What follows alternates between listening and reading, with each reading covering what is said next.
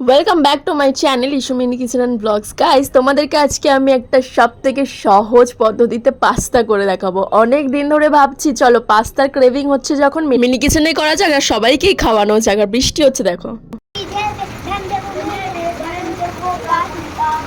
ওয়েদারটা হয়ে গেল হঠাৎই খারাপ, আর এখানে আমাদের তার সাথে সাথে পাস্তাটাও দেখো সেদ্ধ হয়ে গেছে। হালকা নুন দিয়ে আর একটু তেল দিয়ে জল দিয়ে এখানে আমরা পাস্তাটা ভালো করে সেদ্ধ করে নিয়েছি।